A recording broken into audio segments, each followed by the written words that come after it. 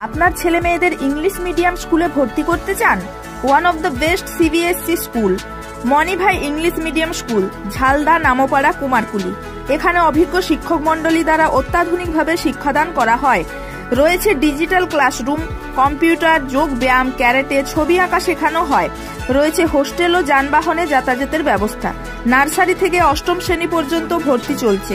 যোগাযোগ করুন 7908262192 অথবা 7679495153 এই নাম্বারে। জল জীবন মিশনের প্রকল্প অত্যন্ত মন্থর ও ধীর গতিতে এগোচ্ছে বলে সাধারণ মানুষের অভিযোগ। নির্দিষ্ট দিনের মধ্যে কাজ শেষ হবে কিনা তা নিয়েও প্রশ্ন উঠছে। শহর থেকে গ্রাম সর্বত্রই একই ছবি। দক্ষিণ দিনাজপুর জেলা প্রশাসনের পক্ষ থেকে জানানো হয়েছে, এই প্রকল্পের কাজ দ্রুতগতিতে এগিয়ে চলছে। এখনো পর্যন্ত জেলার মোট বাসিন্দার 40% বাসিন্দার বাড়িতে ট্যাপ সংযোগ করা হয়েছে। জল পাচ্ছেন অধিকাংশ মানুষ, কিন্তু জল দেওয়ার ক্ষেত্রেও এই সমস্যা দেখা দিচ্ছে, যেমন জলের অপচয়, সঠিক সময়ে জল না পাওয়া ইত্যাদি। সেই সমস্যাগুলো দ্রুত সমাধান করা হবে। জেলা জুড়ে এই প্রসঙ্গে সচেতনতা অভিযানও চালাবে জেলা প্রশাসন। কুমারগঞ্জ ব্লক সর্বশেষ কাজ শুরু হয়েছে সোমজিয়া এলাকায়। সেখানকার কাজ শেষ হতে 2025 ডিসেম্বর মাস পর্যন্ত লেগে যেতে পারে। তপন ব্লক দীর্ঘ সময় ধরে পানীয় জলের সমস্যায় ভুগে। এই ব্লকের জন্য দুটি প্রকল্পের কাজ গ্রহণ করা হয়েছে। একটা প্রকল্পের কাজ চালু হলেও অন্য আরেকটি প্রকল্পের কাজ এখনও চালু করা যায়নি বলে অভিযোগ। তপন এলাকার বাসিন্দাদের অভিযোগ, কাজ হচ্ছে কিন্তু অত্যন্ত ধীর ও মন্থর গতিতে। ফলে সরকারের নির্দিষ্ট লক্ষ্য 2024 সালের মধ্যে এই প্রকল্পের কাজ শেষ হবে কিনা তা নিয়ে সন্দেহ প্রকাশ করছে সাধারণ মানুষ থেকে বিরোধী রাজনৈতিক দল সকলেই। জল জীবন মিশনের প্রকল্প দীর্ঘদিন ধরে নেওয়া হয়েছে। এখন পৌরসভা বলছে 80% কাজ হয়েছে। 100% তাহলে কবে হবে?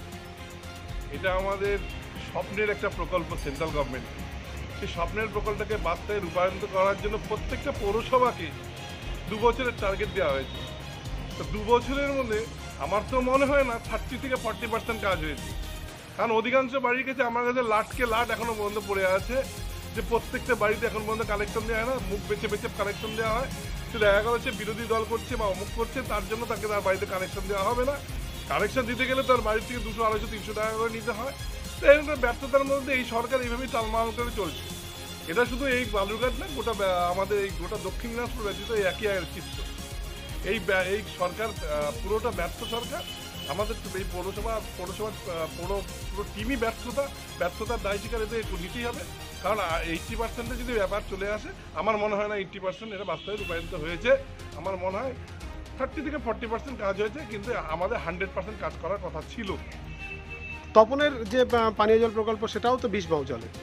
এর পেছনেও তো আমাদের পৌরসভাকে দেখছি। পৌরসভার এটা পুরোটা দায়বদ্ধতা নেওয়া উচিত। কারণ যেহেতু এই গভর্নমেন্টের আন্ডারে যখন 2 বছরের টার্গেট দেওয়া হয়েছিল, 2 বছরের মধ্যে এটা বলবো এটাতেও ওনারা ব্যর্থতা। কারণ এটা একটা ব্যর্থ, কারণ সাধারণ মানুষ হয়রানির মধ্যে পড়ছে। কারণ পানীয় একটা পরিস্থিতিতে পানীয় জল গোটা ভারতবর্ষে সব জায়গায় ঠিক সময় মতো যাচ্ছে, কিন্তু বিগত 2 বছর ধরে এখন পর্যন্ত এরা কোনো একটা বাস্তবে রূপায়িত হতে পারছে। কি আছে অগ্রগতি কি? তখন 6 নম্বর চণ্ডীপুর গ্রাম পঞ্চায়েত, আমার মির্জাপুরের বাড়ি। কিন্তু এই জল জীবন মিশনের প্রকল্পটা খুবই ভালো। প্রত্যেকটা বাড়ি জল জীবন মিশনে যাচ্ছে। কিন্তু এখন 6 নম্বর চণ্ডীপুরে সম্পূর্ণ গ্রামে সম্পূর্ণ কাজ হয়নি। শুধু কিছু এলাকা অর্ধেক পাইপ বিছানো হয়েছে, আবার ছাড়া পড়ছে। গাফিলতি আমরা তো ঠিক এটা বলতে পারছি না। আর আমরা এই বিষয়ে অবগত, এই বিষয়ে আমরা অত কিছু বেশি জানি না। কিন্তু কাজটা বন্ধ হয়ে আছে। 2024-এর মধ্যে শেষ হবে? 2024-এর মধ্যে আমার মনে হচ্ছে সম্ভব না। যেইভাবে কাজ ঢিলা ঢালা চলছে, তার মধ্যে সম্ভব না। কি নাম আপনার? আমার নাম। এলাকায় যেখানে জলের খুব কষ্ট আপনারা সকলেই জানেন। তো সেই এলাকায় একটা এত সুন্দর প্রকল্প চলছে যে প্রত্যেকটি বাড়িতে জল পৌঁছে দেওয়ার যে প্রকল্প, সেই প্রকল্প ভালো চলছে। কিন্তু আমাদের যা লক্ষ্যমাত্রা ছিল 2024-এর শেষ করা, কিন্তু সেটি এখনো পর্যন্ত সেভাবে লক্ষ্য করা যাচ্ছে না। এবং তার কাজ চলছে, এবং সেটি কতদিনে শেষ হবে সেটা নিয়ে আমাদের সন্দেহ আছে। কি নাম আপনার? আমার নাম মিলন বর্মন। কত 24-এর মধ্যে কমপ্লিট করার কথা ছিল। জেলার ক্ষেত্রে কি পজিশন রয়েছে? ইতিমধ্যে প্রায় 50%-এর উপরে বাড়িতে ট্যাপ কানেকশন দেওয়া হয়ে গেছে জল জীবন মিশনের আওতায়। আর বাদবাকি কাজগুলো এখন রানিং আছে।